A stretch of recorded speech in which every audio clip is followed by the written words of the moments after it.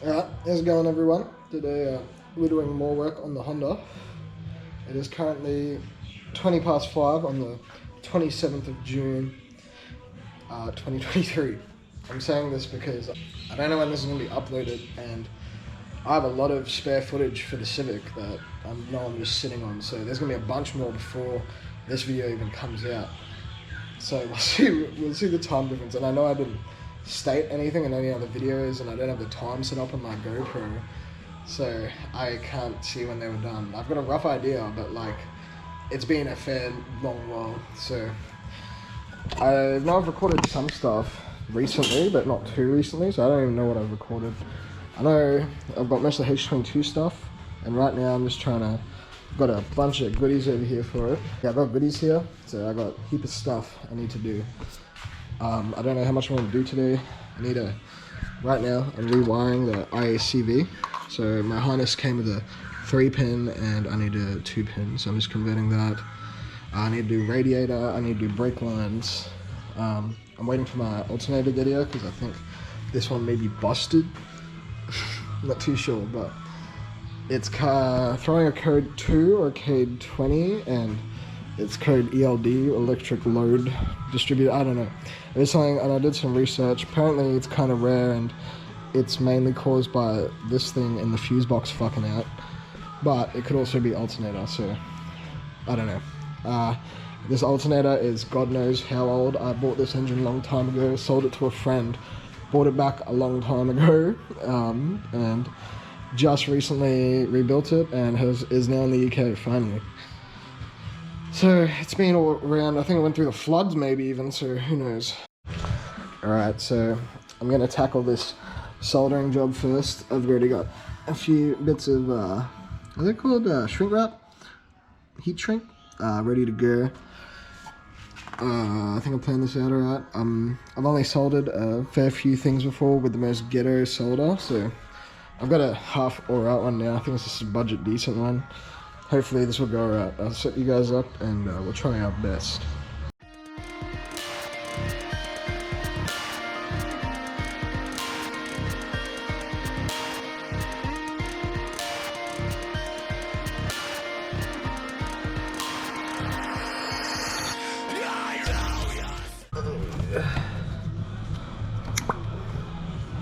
Nice.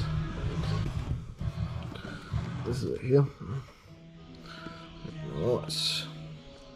Looking good. Fellas. Alright, we're back. Today I'm gonna put the radiator on hold, and I'm gonna install some braided brake lines from HEL, and it should be pretty good. Coming in just as Thriller ends. What do we got here? Looks like it's connected to the hard line there. This is the rear as well. And goes into the, oh bro, there's shit everywhere, man. You gotta get, oh my god, my foot's stuck.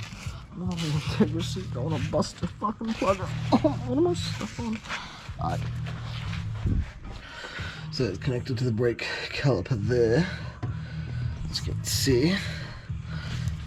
And it's also connected to the LCA. It's like up there. Should be hopefully easy. The worst thing is probably, oh my fucking head. Probably that clip. I hate those clips so much, but let's get it.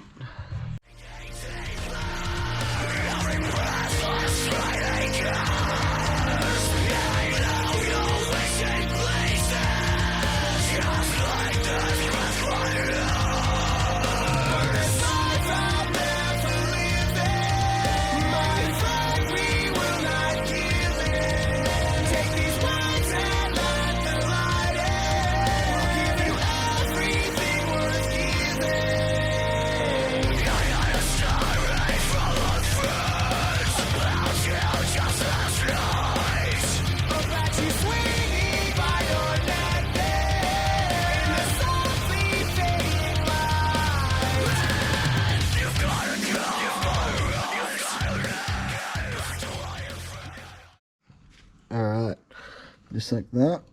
we have the rear left brake line out. And I guess now I'll just put the new one on.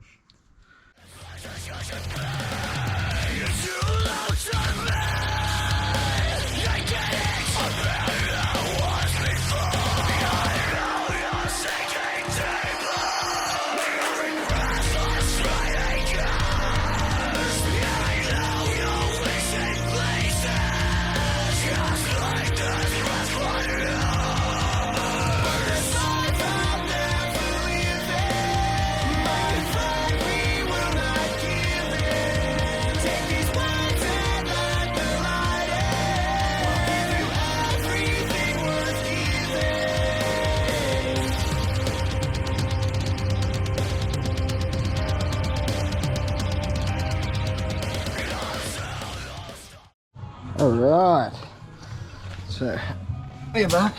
You can see I've installed that's real right. Real left.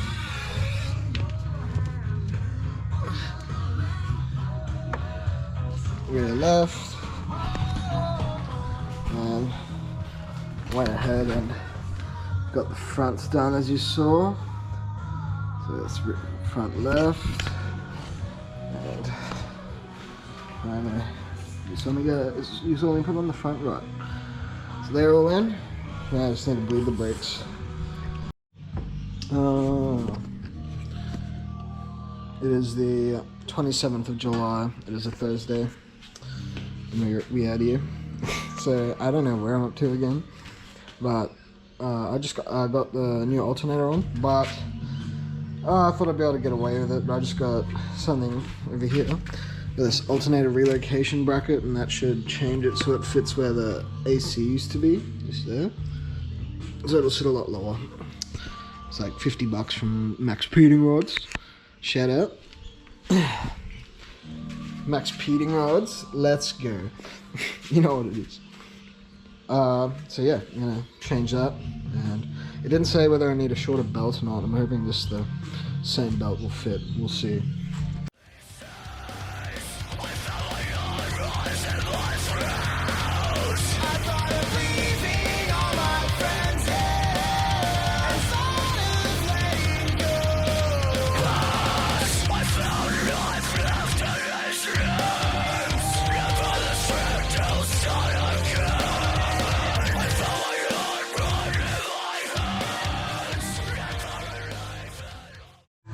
Alright, so I had the bracket in, but the alternator won't fit unless I trim this back here. So this part of the alternator was hitting this top bit that goes in there. So I just need to trim that back a bit.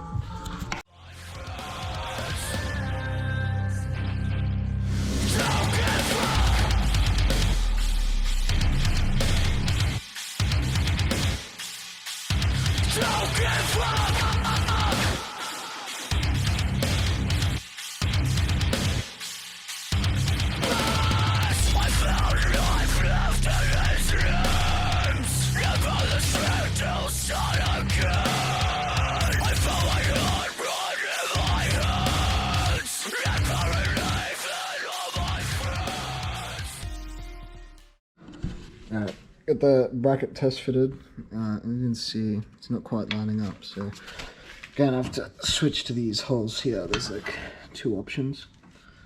I don't know if you guys can see that. I'm just gonna move it over. Alright, we out here. I bought a new belt, a shorter one, but it's still too short. Like, this is full tensioned. It's like, so I got one hand here. It's anyways, this is still too short. So my plan of attack now is so the internet for an alternator relocation bracket on a H22 recommended a 32-inch belt. The stock one's 37, I believe. And it's still too short, but only just. So I didn't want to, I could have extended this. Sorry. Could have extended this, so I could have get more, extension. But I don't really want to mess with that. But had a bit of a brain blast, and I think I'm just gonna space the bracket out and bring it out this way to hopefully just get more tension on it. It should work, hopefully. Well, let's find out. And today's date is let's have a look. Today's date is the 30th of July. Just an update. So, how am I gonna get that done? Got a few more things on today, but we'll see where we get up to. I'll get that done first. Alright, so you can see I've spaced these out, and the belt is now tight. Come down here, you can see there's still a little bit more for it to come this way if it needs to, but that is pretty tight now.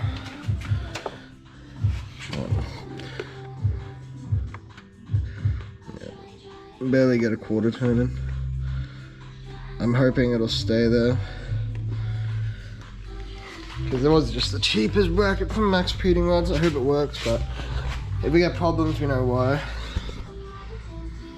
Yeah, it didn't have anywhere to put the stock tensioner on, so I just used a crowbar just to pull it back and tighten it up. Alright, that's job one done. Alright, so alternator relocation's in.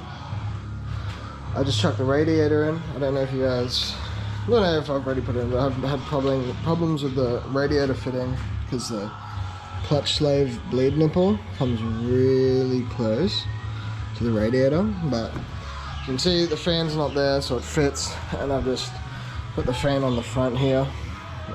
Definitely not going to be as efficient, but I've just fucking taken the blade off and flipped it around, so instead it's going to suck air in.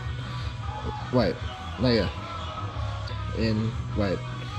It's going to push air in instead of pulling air out, I hope. I mean, we'll see if it works. I'm sure it'll be right.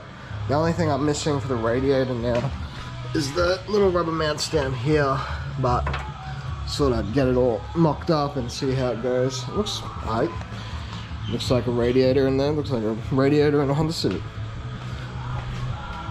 But it should be all good, I hope. Alright, that's sorted. Next on the agenda is the exhaust. So this flange here is different to this one here. So this is a stock D-series flange. It's a H22 flange. I cut the stock D16 flange off a cap, or one that usually bolts straight to there. As you can see, it's bolted onto there. So then I'm gonna take off the header, because this is just joined to the header of the H22. I'm just gonna chop that one off, get a bit of pipe, extend it, and then weld it to the other flange here.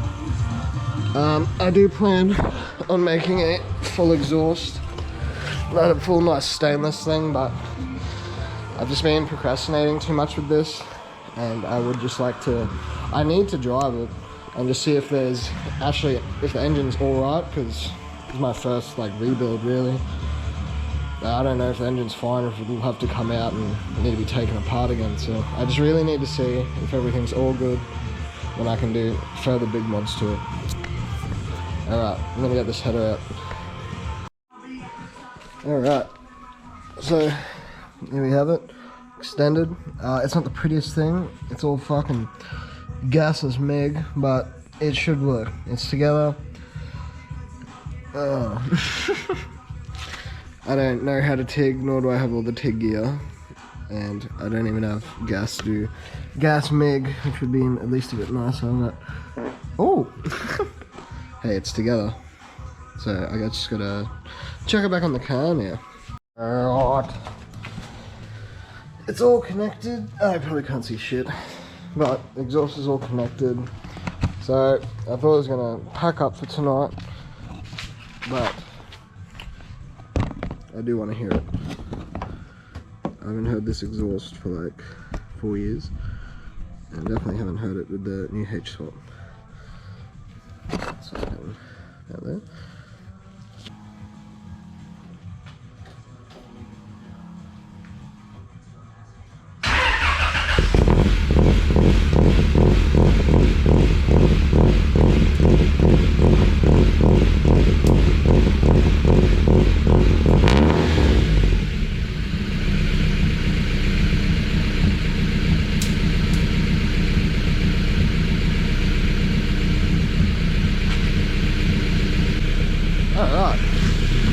exhaust is a lot more quieter than I remembered. I mean, just on idle anyways. Just made some good discovery. I do need to adjust the fucking lifters and shit. When I take the negative off, car doesn't die. That means you're running under the alternator's power, and means it's working. Very good. Look at this dodgy shit I got going on here. Nice.